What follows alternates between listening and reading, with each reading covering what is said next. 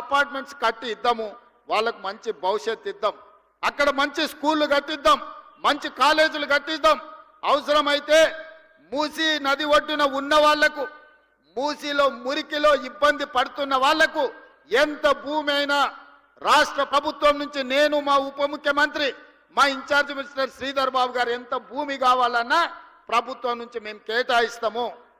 ప్రధానమంత్రి ఆవాస్ యోజన కింద ఈ పేదలకు మంచి అపార్ట్మెంట్లు కట్టించడానికి ఒక 10,000 కోట్ల రూపాయలు నరేంద్ర మోడీని అడిగి తీసుకురా కిషన్ రెడ్డి గారు. మీరు సికింద్రాబాద్ నుంచి రెండవసారిగా మంత్రి అయినరు, 3 సార్లు ఎమ్మెల్యే అయినరు, భారతీయ జనతా పార్టీ అధ్యక్షుడు. మీకు బాధ్యత లేదా? మోడీ దగ్గర ప్రతి సంవత్సరం 40,000 కోట్ల రూపాయల బడ్జెట్ ఉంది.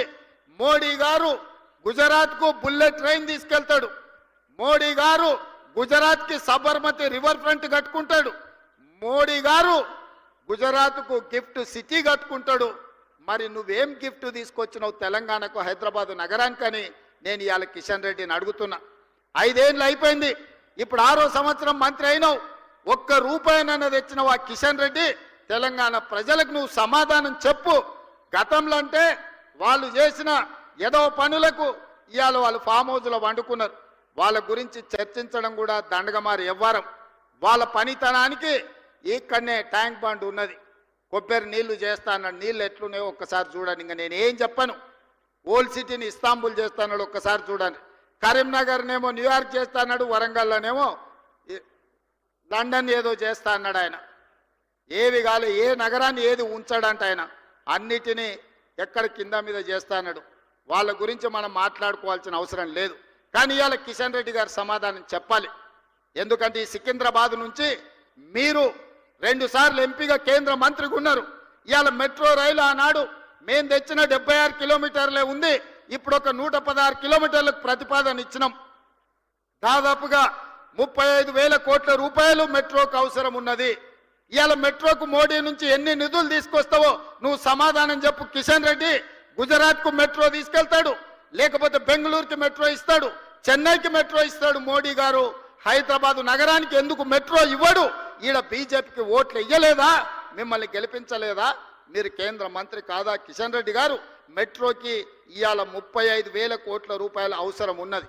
కేంద్ర ప్రభుత్వం నుంచి ఎన్ని నిధులు తెస్తావో ఇవాళ జవాబు చెప్పు. ఇవాళ మల్లన్న సాగర్ నుంచి గోదావరి జలాలను ఈ హైదరాబాద్ నగరానికి తాగడానికి తేవాలే. అదే విధంగా ఉస్మాన్ హిమాయత్ సాగర్లను ప్రక్షాళన చేసి మూసిని పునరుద్ధరించాలంటే గోదావరి జలాలు తరలించాలి. దానికి ఒక 7,000 కోట్ల రూపాయలు అవుతాయి. ఎంత తెస్తావో మోడీ దగ్గర ఈరోజు తెలంగాణ ప్రజలకు సమాధానం చెప్పు కిషన్ రెడ్డి. అదేవిధంగా రీజనల్ రింగ్ రోడ్డు నిర్మించాలంటే 35,000 కోట్ల రూపాయలు అవుతాయి. కేంద్ర ప్రభుత్వం నుంచి ఎన్ని నిధులు తెస్తావో తెలంగాణ ప్రజలకు జవాబు చెప్పాలి కిషన్ రెడ్డి నువ్వు. అదేవిధంగా ఔటర్ రింగ్ రోడ్డు నుంచి రీజనల్ రింగ్ రోడ్డుకు రేడియల్ రోడ్ చేయాలంటే అది ఇంకొక 15,000 కోట్ల రూపాయలు అవుద్ది. Regional ring road, radial roads కి 50,000 కోట్ల రూపాయల నిధులు అవసరం ఉన్నాయి.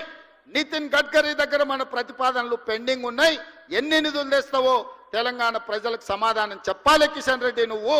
అదేవిధంగా మెట్రోను నిర్మించుకోవాలంటే, మెట్రోను పొడిగించుకోవాలంటే ఇంకొక 35,000 కోట్ల రూపాయలు కావాలి. ఇవాళ ఆ మెట్రో కోసం ఎన్ని నిధులు తెస్తావో తెలంగాణకు జవాబు చెప్పాలి కిషన్ రెడ్డి గారు. మీరు మోడీతో పాటు మీరు క్యాబినెట్లో మంత్రి, గుజరాత్కి మోడీ నిధులు తీసుకుపోతుంటే మీరు గుడ్లా పగిచ్చి చూస్తున్నారా? ఏం తెస్తావు తెలంగాణకని నేను అడుగుతున్నా. మూసీలో పోయి వండుకుంటా అన్నావు, మూసీలో వండుకో, మూసీలో మునుగు. మోడీని తీసుకొచ్చి మూసీని చూపించు. ఎంత దరిద్రంగా, ఎంత కలుషితం అయిపోయిందో. కెమికల్ ఫ్యాక్టరీల నుంచి ట్యాంకర్లు వచ్చి ఎట్లా పోస్తున్నాయో, మూసీలో చచ్చిపోయిన మనుషుల కలేబరాలు, కొట్టుకొచ్చిన పశువుల శవాలు ఇవాళ నల్గొండ జిల్లా ప్రజల జీవితాలను అతలాకుతలం చేస్తున్నాయి. అయినా నీకు కనికరం కలగలేదా కిషన్ రెడ్డి గారు అని నేను అడుగుతున్నా. ఇవాళ బీఆర్ఎస్ వాళ్ళు, బీజేపీ వాళ్ళు మూసీని అడ్డుకుంటామంటున్నారు. ఎందుకు అడ్డుకుంటారు, ఎందుకు అడ్డం పండుకుంటారని నేను అడుగుతున్నా. ఈ కాలుష్యాన్ని తొలగించాల్సిన అవసరం లేదా? హైదరాబాదు నగరం మరో ఢిల్లీ లాగా మారాలనా? ఈ కాలుష్యంతో మనం బతకలేని పరిస్థితి వచ్చి మళ్ళీ అడవుల్లోకి పోయి ఆది మానవుల్లాగా మనం బతకాలనా? లేకపోతే అధునాతనమైన నగరంలో ఈరోజు మనం నివసించాలనా? తెలంగాణ సమాజం ఆలోచన చెయ్యాలి. ఈ నగరం మనది, ఈ నగరం మనం బ్రతకడానికే కాదు, మనకు ఉపాధి ఇచ్చింది, మనకు ఆదాయాన్ని ఇచ్చింది, మనకు ప్రతిష్టను తెచ్చింది. ఈ నగరం ప్రపంచంతో పోటీ పడాలి అంటే రీజనల్ రింగ్ రోడ్డు నిర్మించుకోవాలి, రేడియల్ రోడ్స్ నిర్మించుకోవాలి, ఎస్టీపీలు నిర్మించుకోవాలి, ఫ్లైఓవర్లు కట్టుకోవాలి.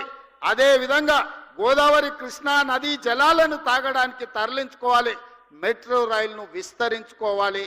ఇవన్నీ పనులు చెయ్యాలంటే ఈ రోజున్న అంచనాలకు ఫ్యూచర్ సిటీ కాకుండా వీటికి 1,50,000 కోట్ల రూపాయలు కావాలి.